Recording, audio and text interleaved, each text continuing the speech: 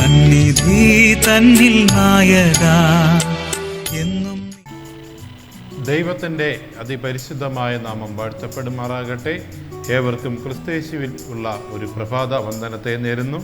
ഇന്ന് നമുക്ക് ചിന്തിക്കാനുള്ളതായ ഭാഗം ക്രിസ്തു നമ്മുടെ ഉറപ്പുള്ള പിടി.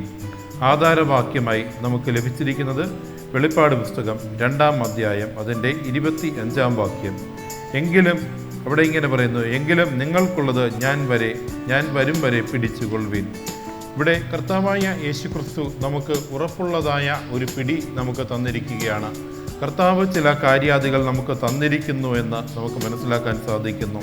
ഇവിടെ ഇങ്ങനെ പറയുന്നു, എങ്കിലും നിങ്ങൾക്കുള്ളത് ഞാൻ വരും വരെ പിടിച്ചുകൊള്ളുവിൻ. കർത്താവായ യേശു ക്രിസ്തുവിൻ്റെ ഏറ്റവും വലിയ ഒരു വാഗ്ദാനങ്ങളിൽ ഒന്നാണ് കർത്താവ് നമുക്ക് വേണ്ടി സ്ഥലം ഒരുക്കുവാൻ പോകുന്നു. ആ വിശുദ്ധമായ രാജ്യത്തിലേക്ക് എത്തുവാൻ വേണ്ടുന്നതായ ഒരു കഠിന പ്രയത്നത്തിനെ കുറിച്ചാണ് ഇവിടെ ദൈവത്തിൻ്റെ ആത്മാവ് നമ്മോട് പറയുന്നത്. സദൃശ്യവാക്യങ്ങൾ 19-ന്റെ 20-ാം വാക്യം നമ്മോട് ഇങ്ങനെ പറയുന്നു, പിന്നത്തേതിൽ നീ ജ്ഞാനിയാകേണ്ടതിന് ആലോചന കേട്ട് പ്രബോധനം കൈക്കൊള്ളുവിൻ. ഇവിടെ നമുക്ക് കർത്താവായ യേശുക്രിസ്തുവിൻ്റെ രാജ്യത്തിലേക്ക് പ്രവേശിക്കുവാൻ വേണ്ടി ജ്ഞാനം എന്ന് പറയുന്നത് അത്യന്താപേക്ഷിതമായ ചില ഘടകങ്ങളിൽ ഒന്ന് മാത്രമാണ്.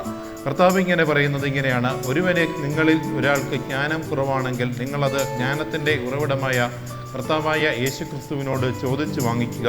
ഇവിടെ കർത്താവായ യേശുക്രിസ്തു ഏറ്റവും വലിയ പിടി എന്ന് പറയുന്നത് അത് സ്വർഗീയമായ ഒരു പരിജ്ഞാനത്തെക്കുറിച്ച് മാത്രമാണ്.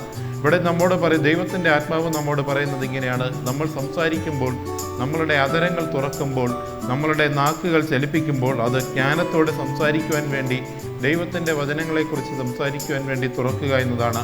എഫേസ്യർക്ക് എഴുതിയ ലേഖനം 4-ാം അധ്യായം അതിൻ്റെ 29-ാം വാക്യം നമ്മോട് ഇങ്ങനെ പറയുന്നു, കേൾക്കുന്നവർക്ക് കൃപ ലഭിക്കേണ്ടതിന് ആവശ്യം പോലെ ആത്മീക വർധനയ്ക്കായി നല്ല വാക്കല്ലാതെ ആകാത്തത് ഒന്നും നിങ്ങളുടെ വായിൽ നിന്ന് പുറപ്പെടരുത്. ഇവിടെ കർത്താവായ യേശുക്രിസ്തു നമ്മോട് പറയുന്നത് ജ്ഞാനത്തോടെ ജീവിക്കുക, ജ്ഞാനത്തോടെ സംസാരിക്കുക എന്നതാണ്. ഇവിടെ ജ്ഞാനം എന്ന് സ്വർഗീയ ജ്ഞാനം എന്ന് പറയുന്നത് പരിശുദ്ധാത്മാവിൻ്റെ ഒരു വരം മാത്രമാണ്. അതിനേക്കാളുപരി കർത്താവായ യേശുക്രിസ്തു നമുക്ക് നൽകിയിരിക്കുന്നതായ ഒരു പിടിവള്ളി കൂടിയാണ്. ഇവിടെ സാത്താൻ്റെ തന്ത്രങ്ങളെ തിരിച്ചറിയുവാൻ വേണ്ടി ദൈവം നമുക്ക് നൽകിയിരിക്കുന്നതായ സ്വർഗീയ പരിജ്ഞാനം എന്നത് അത് വലിയൊരു പിടിവള്ളിയാണ്. കാരണം ഈ കാലഘട്ടത്തിൽ സാത്താൻ്റെ തന്ത്രങ്ങളെ തിരിച്ചറിയുവാൻ വേണ്ടി പരിശുദ്ധാത്മാവിൻ്റെ ജ്ഞാനം നമ്മൾക്ക് അത്യാവശ്യമാണ്.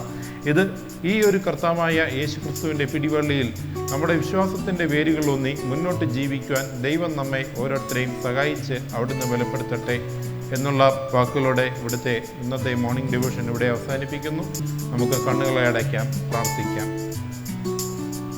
അടിയങ്ങളെ അതിവാത്സല്യമായി സ്നേഹിക്കുന്ന പൊന്നുദൈവമേ, പൊന്നുനാമത്തിനായി നന്ദി അർപ്പിക്കുന്നു. ദൈവിക കൽപ്പനയുള്ള പരിജ്ഞാനം എന്നതായ ഒരു പിടിവള്ളിയിൽ ജീവിച്ച് വിശ്വാസത്തിൽ വേരുകൾ ഒന്നുവാൻ അങ്ങ് അവിടുന്ന് സഹായിച്ച് അവിടുന്ന് ബലപ്പെടുത്തണമേ. എല്ലാം യേശുവിൻ മഹത്വമുള്ള നാമത്തിൽ അടിയങ്ങൾ യാചിക്കുന്നു. കൃപയുടെ കേട്ട് ഉത്തരം അരുളണമേ പൊന്നുദൈവമേ.